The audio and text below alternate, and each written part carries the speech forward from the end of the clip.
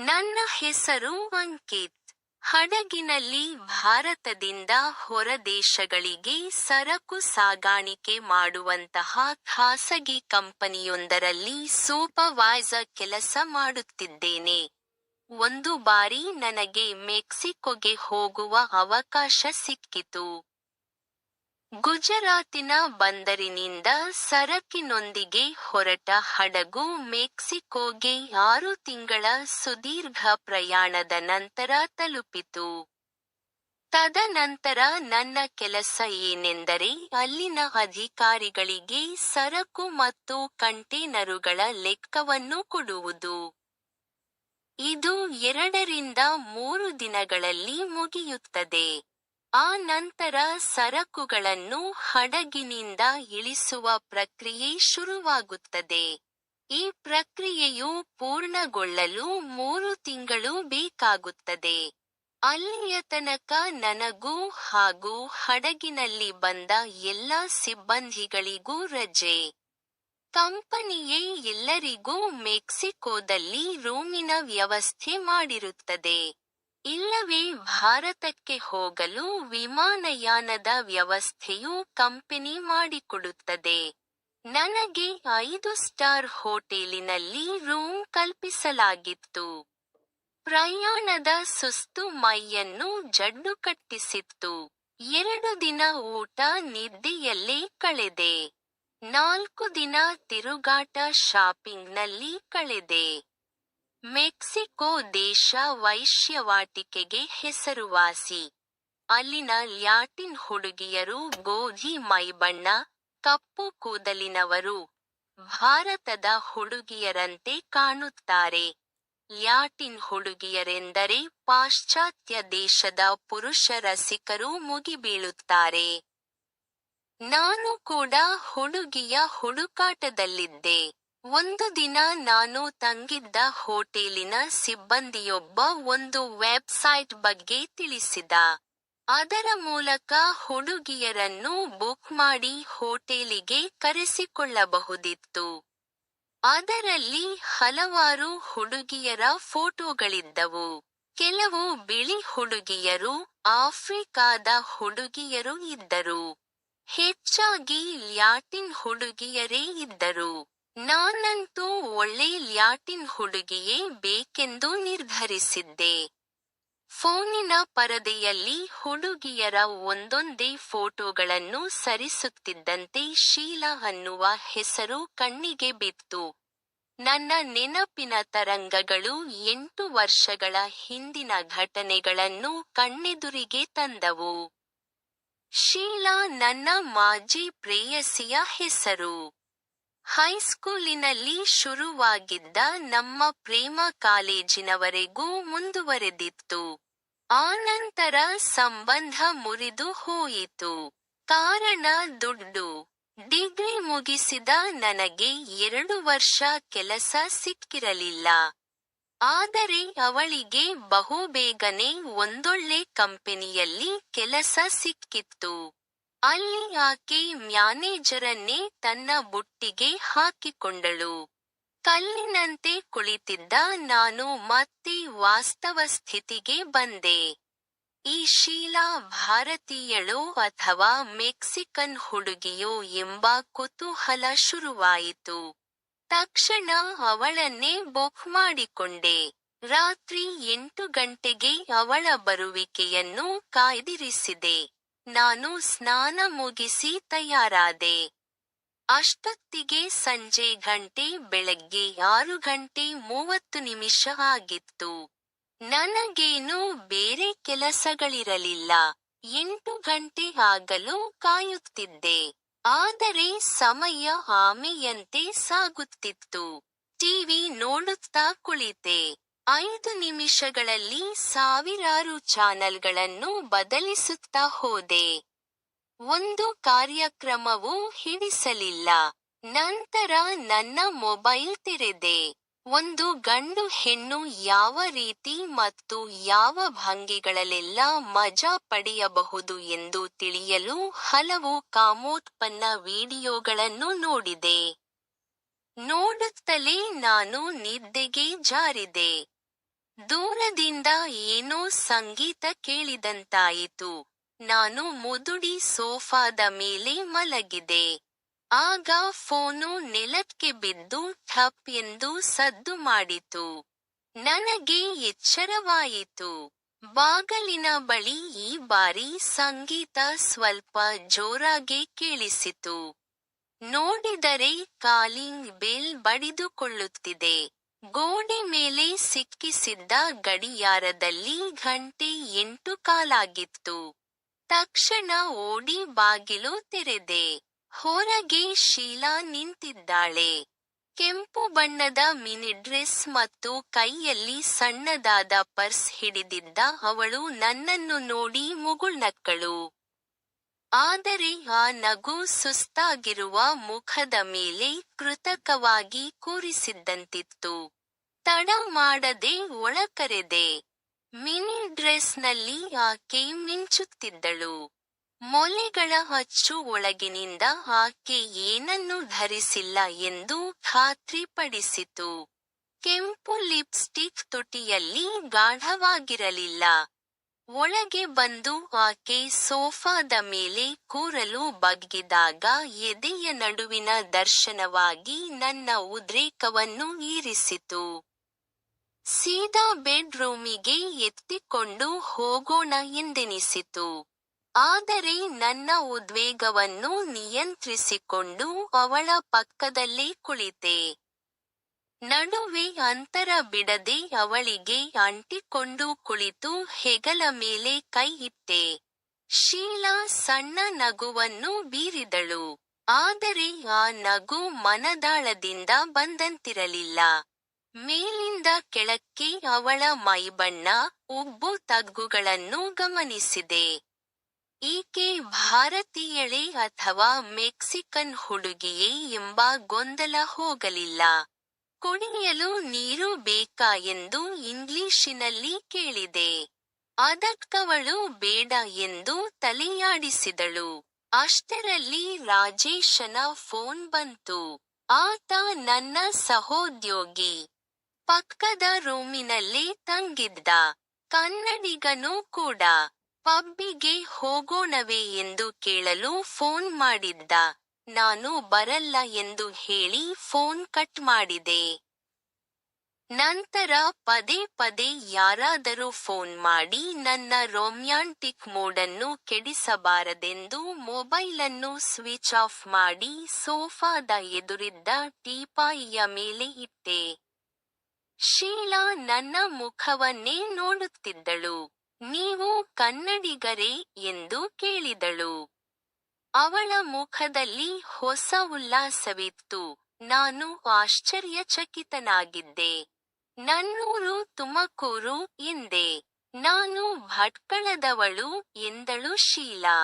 ಅವಳ ಮನಸ್ಥಿತಿಯಲ್ಲಿನ ಬದಲಾವಣೆ ಕಂಡು ಖುಷಿಯಾಯಿತು.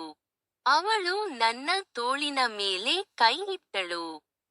ಒಂದೇ ಊರಿನವರಾಗಲಿ, ಒಂದೇ ರಾಜ್ಯದವರಾಗಲಿ ಅಥವಾ ಒಂದೇ ದೇಶವರಾಗಲಿ ಹೊರದೇಶದಲ್ಲಿ ಕಣ್ಣೆದುರಿಗೆ ಸಿಕ್ಕಾಗ ಆಗುವ ಖುಷಿ ಅಷ್ಟಿಷ್ಟಲ್ಲ. ಆದರೆ ಶೀಲಾಳನ್ನು ವೈಶ್ಯೆ ರೂಪದಲ್ಲಿ ಕಂಡು ಮನದಲ್ಲಿ ಕಳವಳ ಉಂಟಾಯಿತು. ಈ ಹಿಂದೆ ಅವಳ ಮುಖದಲ್ಲಿದ್ದ ಕೃತಕ ನಗು ಮತ್ತು ನಿರುತ್ಸಾಹಕ್ಕೆ ಕಾರಣ ಬಹುಶಃ ಈ ಮೆಕ್ಸಿಕೋ ದೇಶ ಮತ್ತು ಈ ವೃತ್ತಿಯೇ ಆಗಿರಬಹುದು. ಎಲ್ಲರ ಜೀವನದಲ್ಲೂ ನೋವಿನ ಕಥೆ ಇದ್ದೇ ಇರುತ್ತದೆ. ಇವಳದ್ದು ಏನಾದರೂ ಕಥೆ ಇರಬಹುದು. ಆದರೆ ಅದನ್ನು ಕೇಳುವ ಮನಸ್ಥಿತಿ ನನ್ನಲ್ಲಿರಲಿಲ್ಲ. ನನ್ನೊಳಗಿನ ಕಾಮಾಸುರ ಜಾಸ್ತಿ ಹೊತ್ತು ಕಾಯಲು ಇಚ್ಛಿಸಲಿಲ್ಲ. ತಕ್ಷಣವೇ ಅವಳನ್ನು ನನ್ನತ್ತ ಎಳೆದು ತುಟಿಯಿಂದ ಮುತ್ತನ್ನು ಶುರು ಮಾಡಿ ಗಂಟಲುಗಳಿಂದ ಇಳಿದು ಅವಳ ಬಟ್ಟೆಯನ್ನು ಇಳಿಸಿ ಮೊಲೆಯನ್ನು ಚೀಪಲು ಶುರು ಮಾಡಿದೆ. ಆಗ ಶೀಲಾ ತನ್ನ ಕೈಯನ್ನು ಅಡ್ಡಗಟ್ಟಿ ನನ್ನನ್ನು ಹಿಂದಕ್ಕೆ ಸರಿಸಿ ಬಟ್ಟೆಯನ್ನು ಮೇಲಕ್ಕೆ ಮಾಡಿ ತನ್ನ ಸ್ತನಗಳನ್ನು ಮುಚ್ಚಿಕೊಂಡಳು. ಆಟ ಶುರು ಮಾಡುವ ಮುಂಚೆ ನಿಯಮ ತಿಳಿದುಕೊಳ್ಳಬೇಕಲ್ಲವೇ? ಅದೇ ರೀತಿ ಶೀಲಾ ನಿಯಮಗಳನ್ನು ಮತ್ತು ಷರತ್ತುಗಳನ್ನು ಹೇಳಲು ಶುರುಮಾಡಿದಳು. ಅದೇ ಪ್ರಕಾರ ನಾನು ನಡೆದುಕೊಳ್ಳಬೇಕಿತ್ತು. ಇಲ್ಲದಿದ್ದರೆ ಕಾನೂನಾತ್ಮಕವಾಗಿ ಆಕೆ ಪೊಲೀಸರಿಗೆ ದೂರನ್ನು ನೀಡಬಹುದು. ಶೀಲಾ ಕೂಡ ಯಾವನೋ ಒಬ್ಬ ದಲ್ಲಾಳಿಯ ಕೈಕೆಳಗೆ ಕೆಲಸ ಮಾಡುತ್ತಿದ್ದರಿಂದ ಆಕೆಯು ನಿಯಮಗಳನ್ನು ಉಲ್ಲಂಘಿಸುವ ಹಾಗೆ ಇರಲಿಲ್ಲ. ಇಂದು ಶೀಲಾಳನ್ನು ನಾನು ಅರ್ಧ ಗಂಟೆಗೆಂದು ಕರೆಸಿದ್ದೆ. ಆದರೆ ನಿಯಮದ ಪ್ರಕಾರ 20 ನಿಮಿಷಗಳಲ್ಲಿ ಎಲ್ಲವನ್ನೂ ಮಾಡಿ ಮುಗಿಸಿ ಅವಳನ್ನು ಬಿಟ್ಟು ಕಳಿಸಬೇಕು.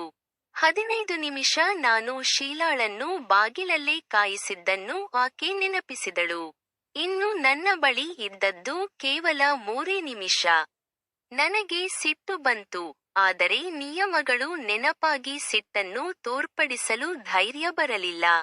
ಗೊತ್ತಿಲ್ಲದ ದೇಶದಲ್ಲಿ ಏನೇನೋ ಅವಾಂತರ ಮಾಡಿ ಕೆಲಸ ಕಳೆದುಕೊಂಡವರು ನಮ್ಮ ಕಂಪನಿಯಲ್ಲಿ ತುಂಬಾ ಜನ ಇದ್ದರು.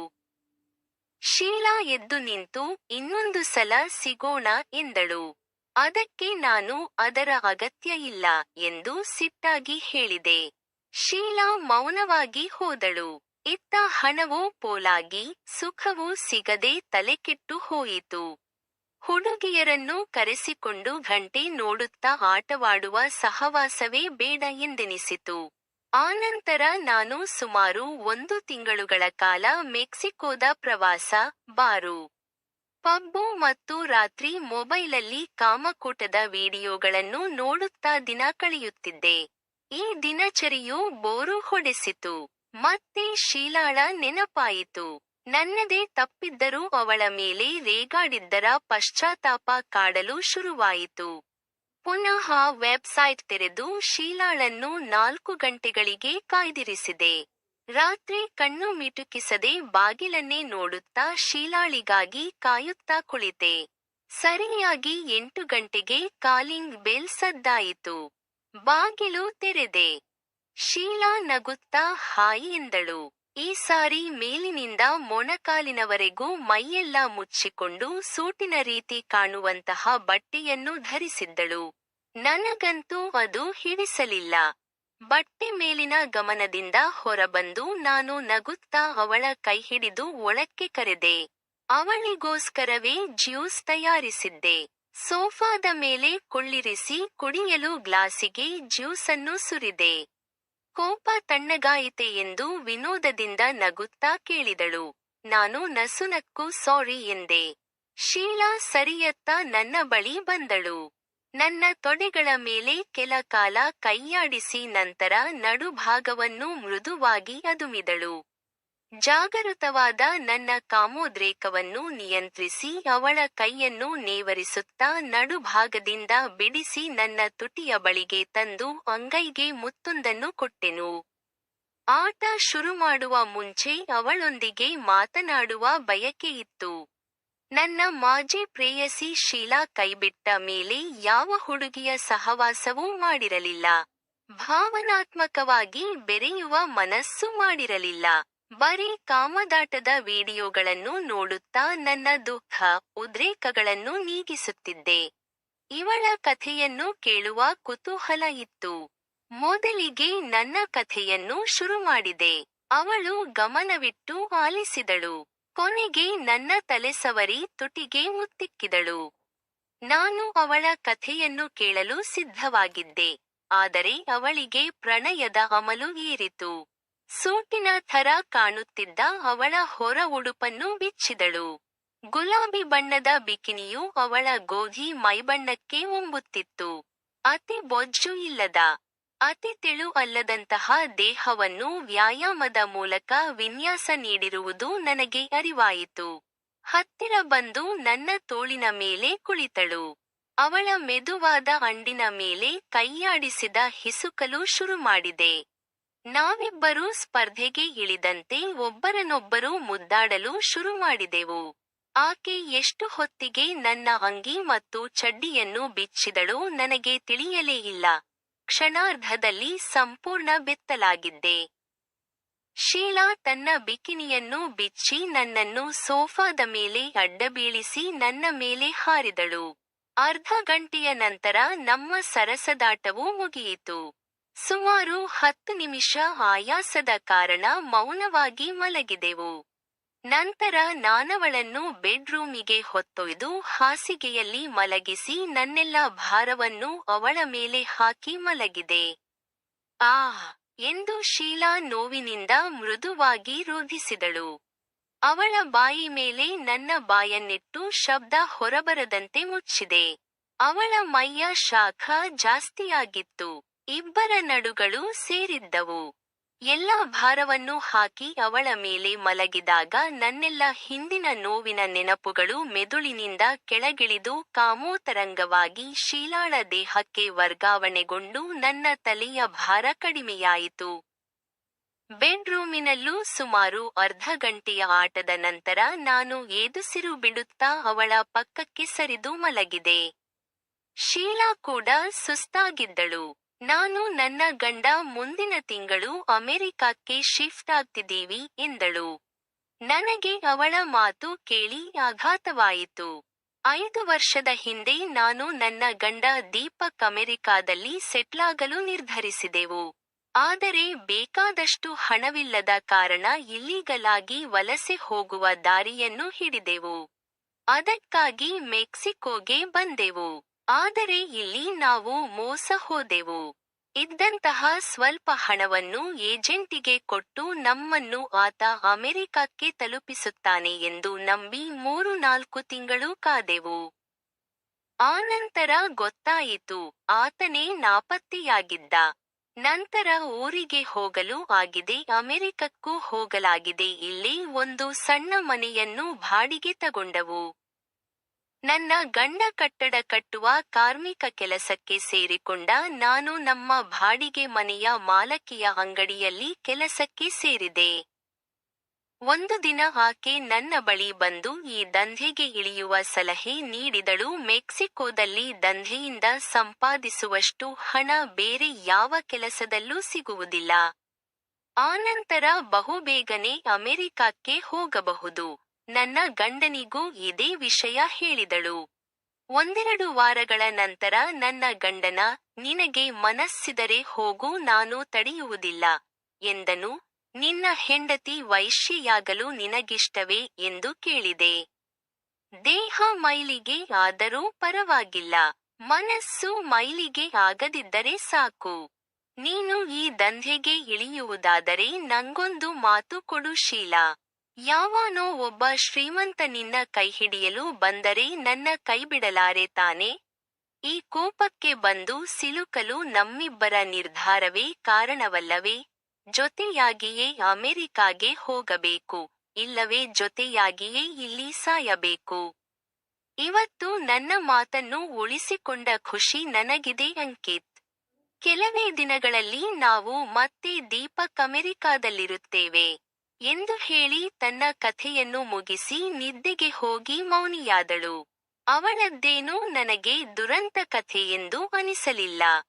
ಕಷ್ಟದ ಸಮಯದಲ್ಲಿ ಗಂಡ ಹೆಂಡತಿ ಒಂದು ಗಟ್ಟಿ ನಿರ್ಧಾರ ತೆಗೆದುಕೊಂಡು ಒಬ್ಬರನ್ನೊಬ್ಬರು ಕೈ ಬಿಡದೆ ತಮ್ಮ ಗುರಿಯತ್ತ ಸಾಗುತ್ತಿದ್ದಾರೆ. 3 ವರುಷ ಪ್ರೀತಿ ಸಲ್ಲಾಪದಲ್ಲಿ ನನ್ನ ಜೊತೆ ಕಾಲ ಕಳೆದು ನಂತರ ಯಾವನೋ ದುಡ್ಡಿದ್ದವನು ಸಿಕ್ಕಾಗ ತನ್ನ ಪ್ರಿಯಕರನನ್ನು ಮರೆತು ಅವನ ಹಿಂದೆ ಹೋದಂತಹ ಆ ಶೀಲಾಳನ್ನು ವ್ಯಭಿಚಾರಿ ಎಂದು ಕರೆಯಬೇಕೋ ಅಥವಾ ಈ ಶೀಲಾಳನ್ನು ಕರೆಯಬೇಕೋ ಎಂದು ತಿಳಿಯಲಿಲ್ಲ.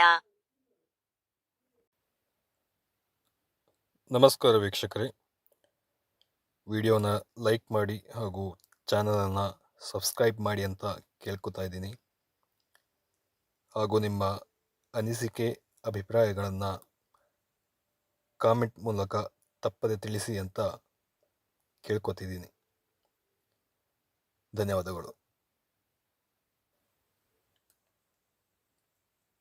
ಈ ವಿಡಿಯೋ ಹಾಗೂ ಇಲ್ಲಿ ಬರುವಂತಹ ಕಥೆಗಳು ಕೇವಲ ಕಾಲ್ಪನಿಕ. ಯಾವುದೇ ವ್ಯಕ್ತಿ, ಪ್ರದೇಶ ಅಥವಾ ಯಾವುದೇ ರೀತಿ ಅಸ್ತಿತ್ವದಲ್ಲಿರುವ ವಸ್ತುಗಳಿಗೆ ಸಂಬಂಧಪಟ್ಟಿರುವುದಿಲ್ಲ. ಇದು ಬರೀ ಕೇವಲ ಬರಹಗಾರನ ಕಲ್ಪನೆಯಾಗಿರ್ತದಷ್ಟೇ. ಹಾಗೂ ಇದು 18 ವರ್ಷ ಮೇಲ್ಪಟ್ಟವರಿಗೆ ಮಾತ್ರ.